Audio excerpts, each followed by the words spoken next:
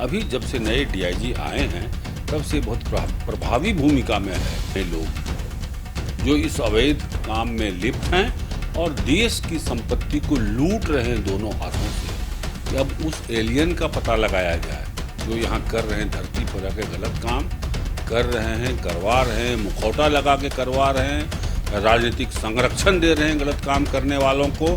आखिर में 68 मुकदमा हुआ, हर मुकदमा अननोन क्यों होता है?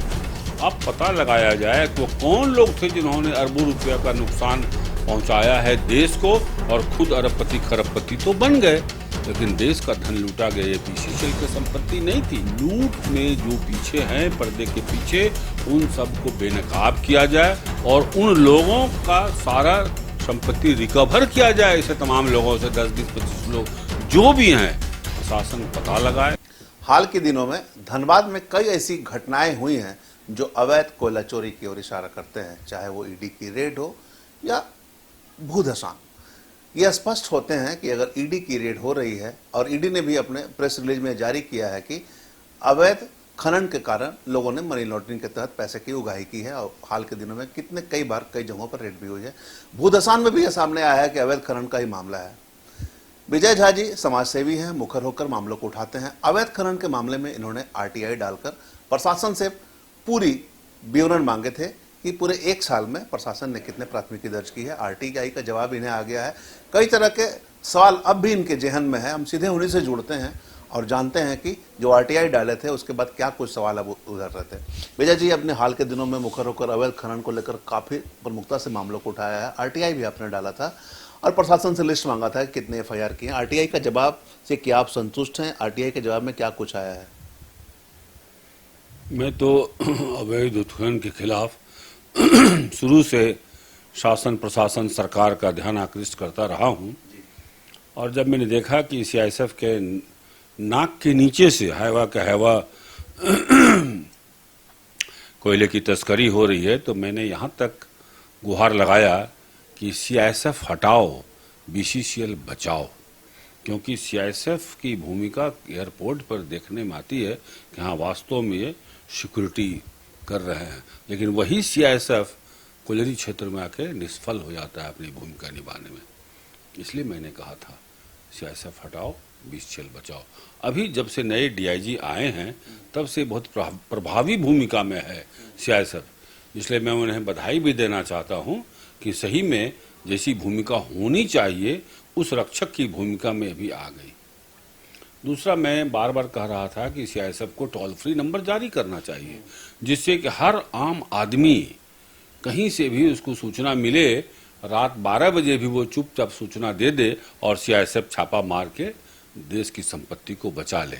अब टोल फ्री नंबर भी जारी हो गया। अब मैं चाहता हूं, पिछले दिनों मैंने एक आरटीआई लगाया था कि 1 जनवरी 2025 से 30 अप्रैल 2026 तक 16 महीने में उत्खनन से संबंधित कितने मामले बाघमारा में दर्ज हुए। हाँ, तो मुझे 1 सप्ताह पहले ही जवाब आया है, उसमें 68 मुकदमे दर्ज हुए हैं सिर्फ बाघमारा विधानसभा में। आप कल्पना कीजिए कि पूरे जिले में कितने दर्ज हुए हैं। यह लूट जो हुई है उससे आकलन कर सकते हैं।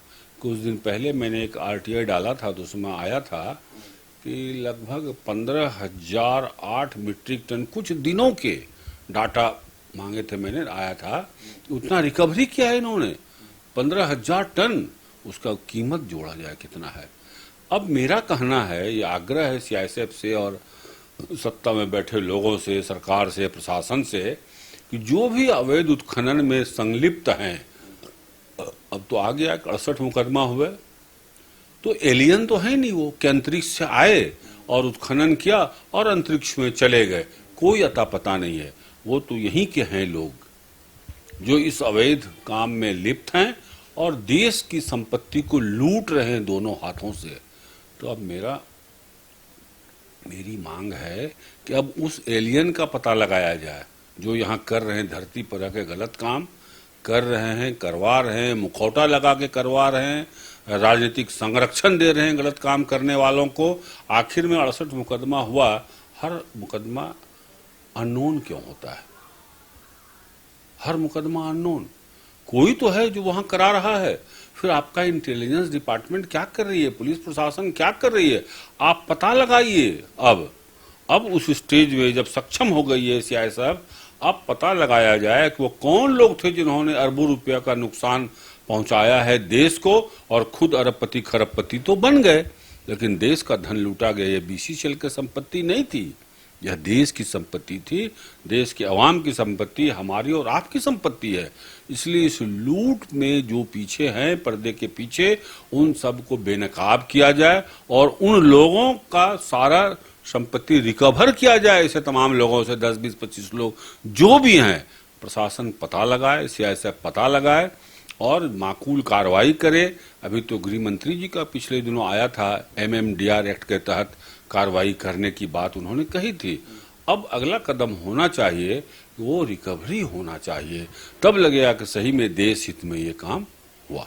अच्छा, एक चीज हम समझना चाहेंगे, आपने आरटीआई मांगा, आरटीआई 68 मुकदमों की बातें आई हैं, ये आरटीआई आपका यहाँ पे है, तो इसमें टोटल हुआ है कि बाघमारा विधानसभा क्षेत्र में टोटल 68 मामले दर्ज हैं, तो इसमें किसी का नाम नहीं दर्ज है, जैसा कि आप बता रहे हैं। एफआईआर जब अननोन होगा, जब एफआईआर अननोन होगा तो नाम इसमें कहां से आएगा? तो जैसा कहने का मतलब है, सीआईएसएफ इसमें पकड़ के एफआईआर दर्ज की होगी, खनन विभाग के लोग भी पकड़ के एफआईआर दर्ज किए होंगे, तो ऐसी स्थिति में तो केवल बरामदगी सामान के बाद ही होता है, कोई तो भाग जाता है, जो कार्य करता हो तो भाग जाता है।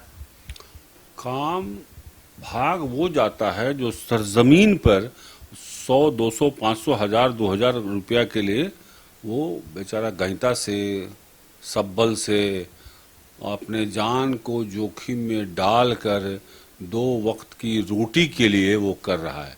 लेकिन करवाने वाला तो कोई शख्स है, बड़े बड़े शख्स हैं, वो उसको जब तक नहीं पकड़ेंगे आप, तब तक मजदूर के लोग बलि का बकरा बनते रहेंगे। क्या लग रहा है कि जो मुखौटा के पीछे हैं, जो भी होंगे, चाहे वो सफेद पोश हो या पैसे वाले हो, क्या लग रहा है वो सामने आ पाएगा? प्रशासन उसको हाथ गिरबान पे लगा पाएगा? जब हम इतना बड़ा इंटेलिजेंस डिपार्टमेंट है हमारा, और वह भी तो इसी समाज का आदमी है, तो क्या चाहेगी अगर प्रशासन, तो क्या पता नहीं चलेगा?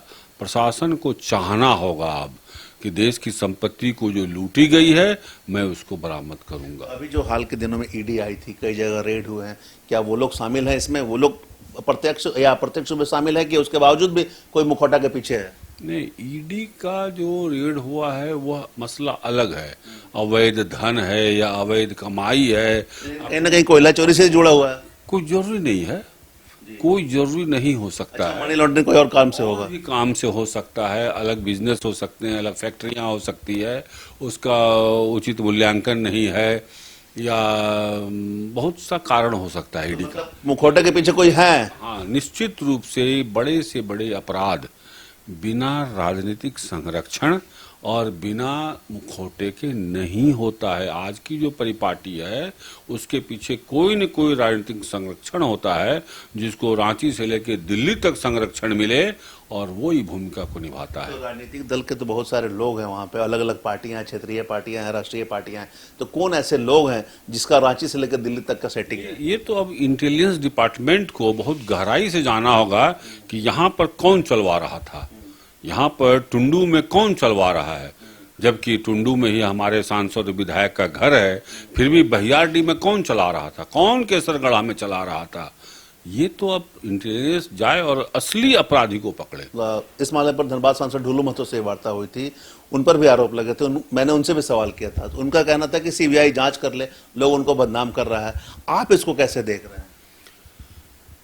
अच्छा है, केंद्र की में सरकार है उनकी, तो क्यों नहीं ये सीबीआई जांच का मांग करते हैं? इन्होंने, इनके तो बड़ा मित्रवत संबंध है, इनके तो दिल्ली में बहुत मित्रवत संबंध है, तो इन्होंने दिया क्या? इन्होंने लोकसभा में क्यों नहीं उठाया कि देश की संपत्ति की इतनी 1000 करोड़ की लूट हो गई तो वहां सीबीआई जांच किया? इनको तो लोकसभा में उठाना, इनको विशेषाधिकार है, लोकसभा में इस पर दबाव देना चाहिए, और तब तक दबाव देना चाहिए जब तक कि सीबीआई जांच की केंद्र सरकार सहमति नहीं दे देती है।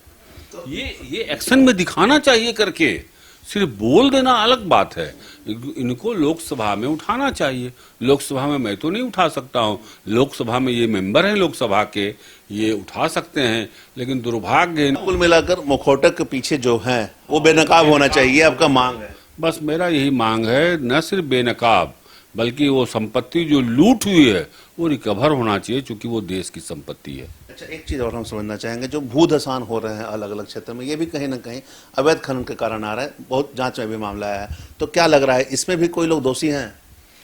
भूधसान हो या गैस रिसाव हो या भूगर्भ अग्नि हो, तीनों बेतरतीब उत्खनन के परिणाम स्वरूप घटनाएं होती है।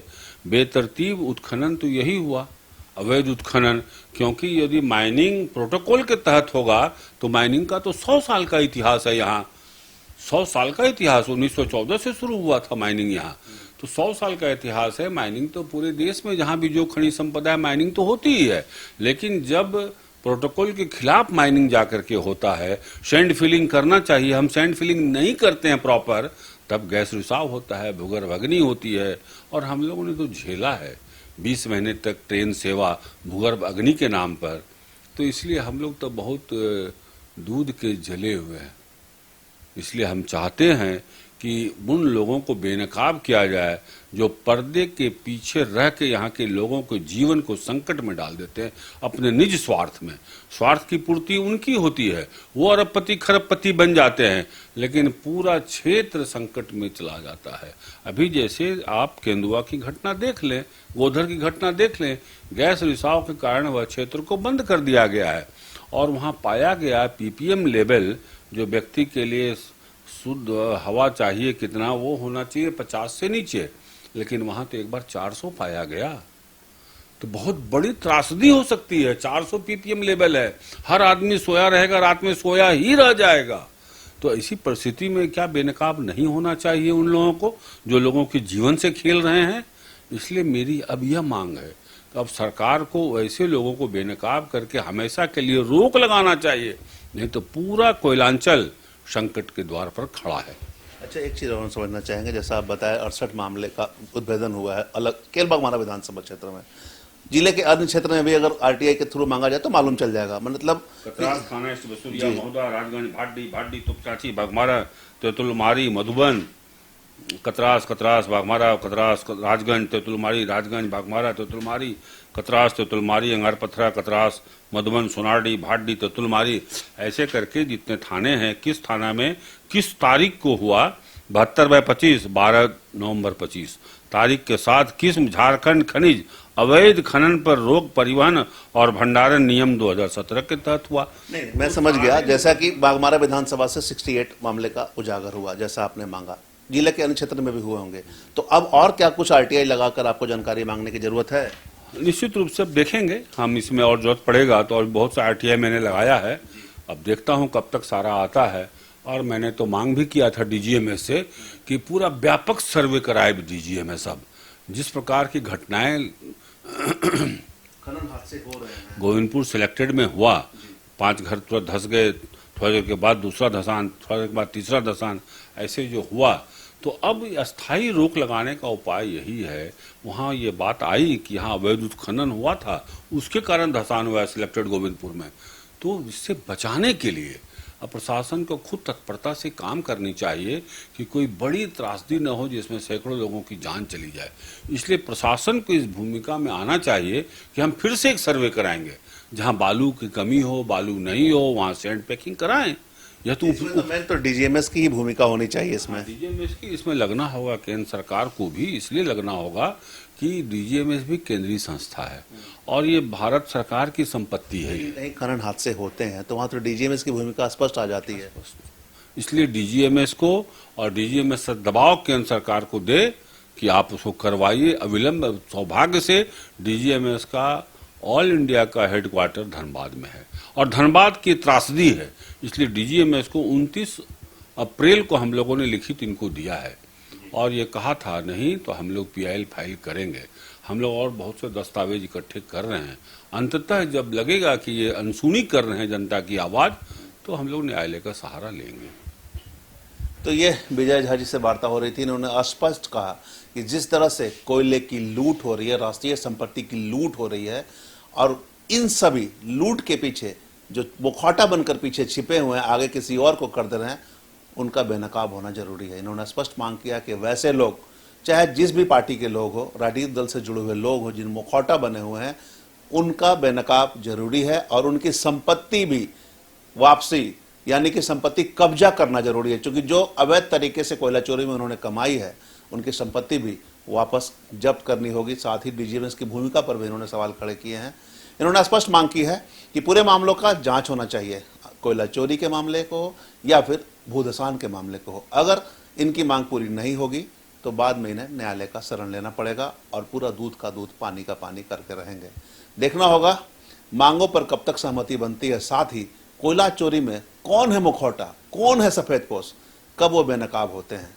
कैमरामैन संजय के साथ धीरेंद्र, मिरर मीडिया, धनबाद।